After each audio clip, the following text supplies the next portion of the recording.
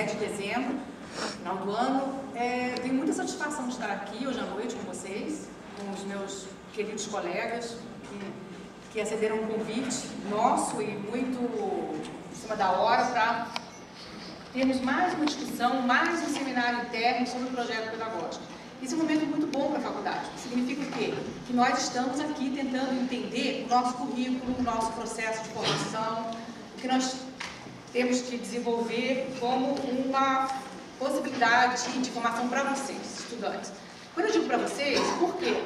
Porque mesmo que vocês se graduem no currículo antigo, e é isso que eu imagino que vai acontecer com a maior parte desse grupo de estudantes que está aqui hoje, quando vocês retornarem a essa faculdade, no mestrado e no doutorado, vocês vão encontrar uma faculdade de Direito, eu presumo, muito melhor, muito mais associada com mudanças importantes na formação jurídica no Brasil e num cenário mundializado.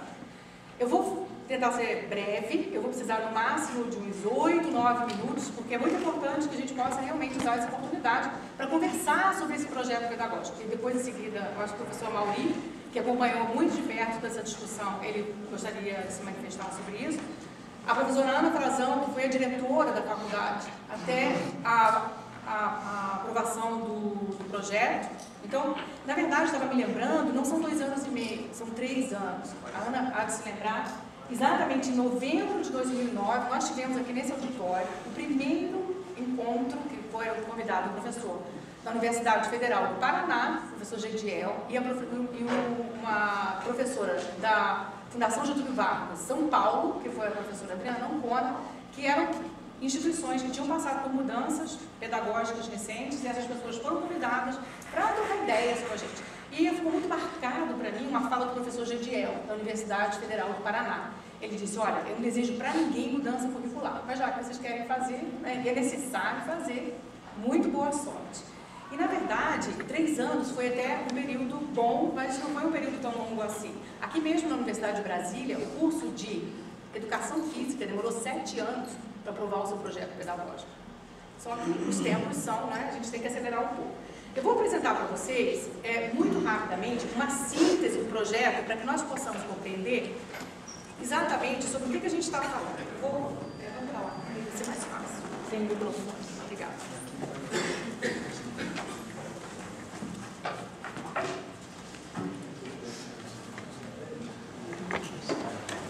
Nesses 3 anos, muita coisa boa aconteceu na faculdade. Se eu olho para essa plateia, por exemplo, eu vejo, por exemplo, o professor Marcelo Neves, que veio para a faculdade no concurso para professor titular. Vejo o professor Henrique, né, que é um concurso recente de processo civil. Vejo a professora Inês, da área de Direito Internacional Privado. Então, a faculdade, 3 anos atrás, quando começou essa discussão, não é mais a faculdade de hoje. E muitos de vocês também não estavam aqui e agora estão, e isso é muito bom. Bom, então, por que mudar a perspectiva pedagógica do currículo da graduação? Primeiro, é preciso mudar o currículo, sim. Por quê? Educação é um processo social talvez mais dinâmico que nós tenhamos. E principalmente agora, que há toda uma discussão sobre o que é conhecimento válido, o que eu tenho que saber. Então, a educação é um processo dinâmico.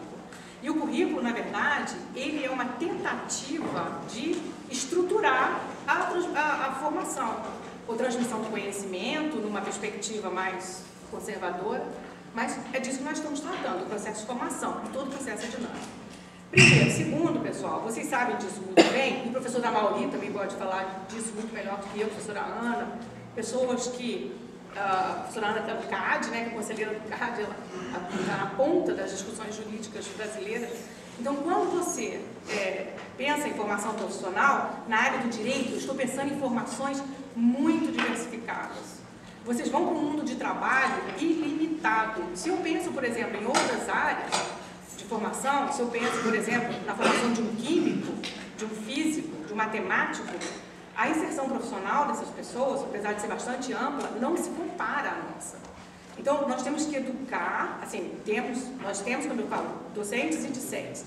Nós temos que pensar no processo de educação que eu estou preparando, que nós estamos nos preparando para virtualmente um cenário imprevisível em termos de inserção profissional. É claro que há profissões mais clássicas, né, outras que estão apontando, mas o cenário de futuro da educação jurídica, ele é muito instigante. E E primeiro e terceiro, né, o terceiro ponto, mas não menos importante, é que o nosso currículo atual está em completo desacordo mesmo com as normas que regem a educação jurídica no Brasil.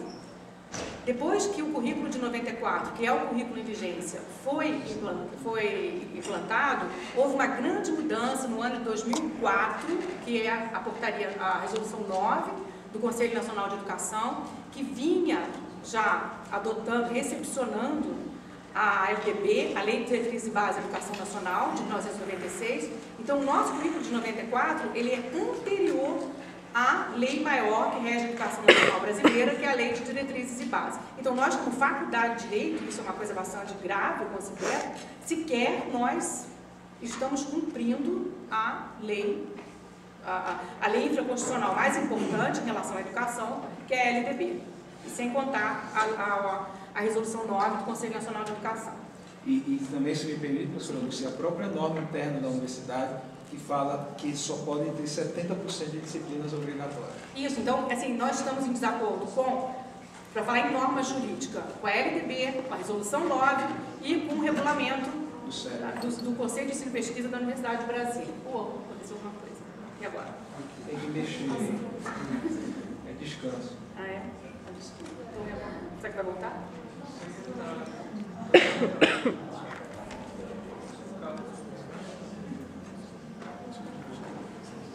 Tá, bem, então... Ok, pessoal, ainda não.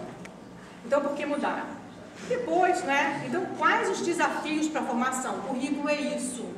Alguém estruturou, dizendo que é importante essa disciplina, com esse conteúdo, que o estágio é assim. Então, na verdade, essa figura, né? Assim, ela dá uma ideia de uma velocidade. E, no fundo, é isso. Nós temos que estruturar os processos educacionais. Eles são, em tese, né, eles têm um certo nível de conservação, mas nós estamos tratando de um processo social muito dinâmico. Muito dinâmico. Nos desafios para a formação, aí nós estruturamos, ao longo desses 3 anos, uma proposta pedagógica. O professor Jorge já mencionou isso. Quais foram os atores que participaram da elaboração dessa proposta pedagógica? Foram atores muito variados. E quando eu olho para vocês agora, algumas pessoas que eu não conheço, outros, né, que foram meus estudantes em algumas disciplinas, o que eu vejo, né, é muito interessante porque os atores são muito mutáveis. Algumas pessoas estavam aqui desde o início, como a professora Ana, o professor Jorge, eu mesma, a professora Ela, que participou da comissão, primeira comissão de reforma do projeto pedagógico, o professor Otto, que estava aqui também desde o início, e eu vejo outros atores, docentes que chegaram na faculdade, o professor Mamed, também, que participou bastante disso, né? E os professores que ingressaram agora estão participando de uma maneira muito intensa, como o Marcelo, a Inês, o Henrique, e ao mesmo tempo os estudantes. Houve uma participação de estudantes muito considerável desde o primeiro momento, como o professor Jorge já mencionou. No primeiro semestre de 2011, foi todo o semestre, desde março até o final de julho, foram formados 3 grandes espaços de trabalho, que nós chamamos de comissões temáticas, que era a área de teoria, a área de direito, a área de eixo fundamental, que era direito público, teoria, as interdisciplinaridades, a área de eixo profissional e o eixo prático. Então, nesse espaço, estudantes e discentes, não havia assim, nenhum pré-requisito para participar dessas comissões, era apenas a vontade de participar. Muitos estudantes que estão aqui hoje participaram desse momento.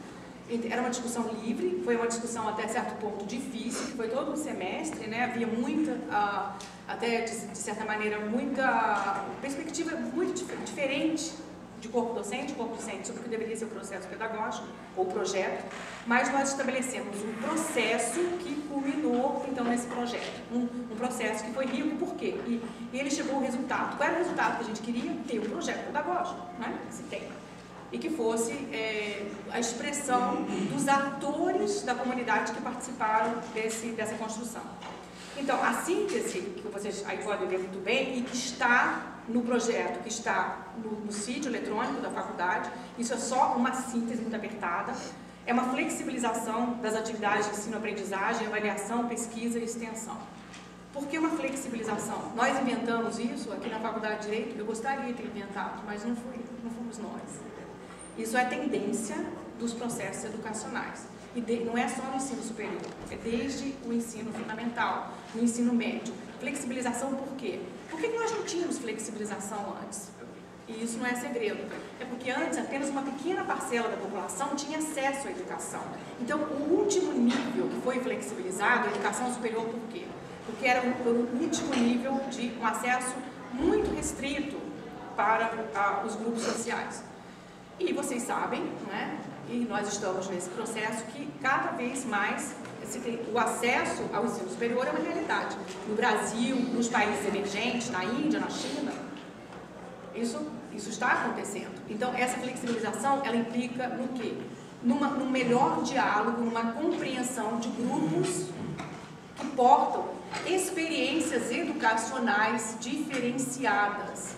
Se eu aplicasse um questionário, eu trabalho muito com dados empíricos, eu gosto de trabalhar com dados empíricos. Se eu aplicasse aqui um questionário para saber quais são as experiências prévias educacionais de vocês, eu teria um escopo muito, muito abrangente. Muitos de vocês conhecem 3 línguas estrangeiras, outros não conhecem, né? Trabalham com essas línguas, outros não conhecem nenhuma, enfim. Outros, você tem dificuldades ou não tanta possibilidade de uso de uma linguagem verbal mais afinada. Então, essa flexibilização, ela tenta propiciar aos discentes que o tempo de formação na educação superior, que é longo, nós estamos na contramão das tendências internacionais, o tempo de formação na Faculdade de Direito é 5 anos, porque isso é uma norma nacional, ou seja, por mais geniais que vocês sejam, vocês não podem se formar em menos de 5 anos, vocês não serão graduados em menos de 5 anos. Então, é um tempo longo, e nesse tempo longo, vocês têm que explorar todo o seu potencial intelectual, o seu potencial metodológico e as suas projeções de inserção no mundo do trabalho. É para isso. Isso aqui não é linha de produção, isso aqui não é uma fábrica de diplomas. Então, não sendo fábrica de diplomas nem linha de produção, não é possível, nós não queremos, e é uma coisa que deve ser evitada a qualquer custo, que o perfil do egresso, ou seja, o perfil do discente, ele seja homogêneo. Muito pelo contrário. Bem, então isso leva a resultados diversificados dos processos pedagógicos, ou seja, quanto maior a amplitude de atividades, mais você vai ter uma diversidade de perfil. Outra perspectiva importante é que agora, nós mais do que nunca, com um novo projeto, e a faculdade é bem consciente disso, o professor George, né, o professor Mamed, que são o vice-diretor da faculdade, eles têm clareza que mais que nunca nós vamos ter que planejar as atividades pedagógicas, os processos.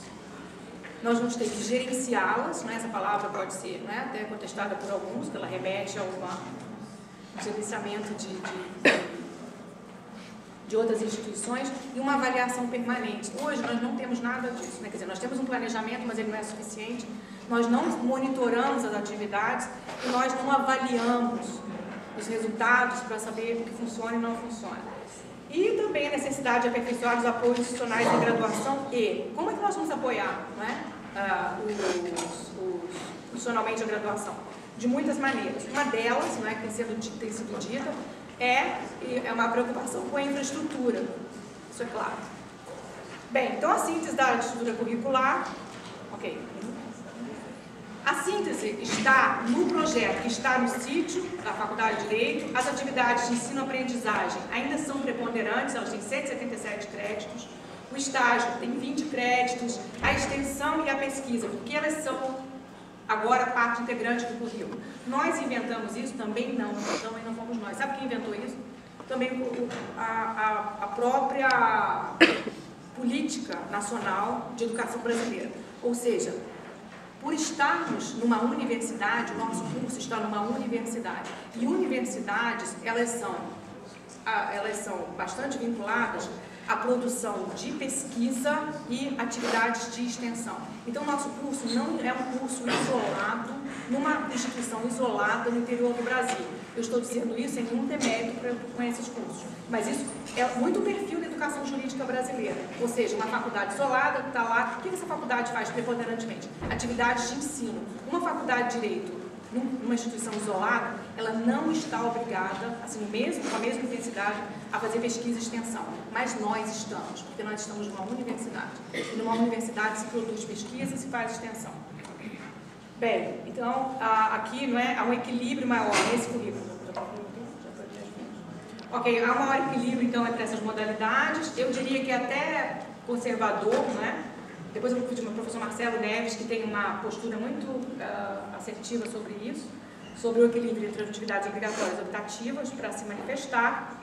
Nós vamos ter mais associação entre formação teórica e prática, e a extensão, ela tem 270 horas, a pesquisa 330. Aqui é só essa figura está também no projeto pedagógico, que está no site, não é? E, finalmente, a implantação do projeto, ela é projetada para acontecer a partir do segundo semestre. Quem estará no novo PP? Desse grupo aqui, isso vai ser uma decisão de cada discente, individualmente. Isso é planejado em termos de equivalências. Agora, é evidentemente que os estudantes que passarem no vestibular e nos outros processos seletivos, quando o currículo estiver implantado, eles são, naturalmente, direcionados ao novo currículo. Como será implementado? Nós não temos todas as respostas, mas o currículo foi aprovado pelo conselho da faculdade e a perspectiva é que ele seja implantado dentro de o processo de consolidação ocorra ao longo de 5 anos. Então é isso, muito obrigada.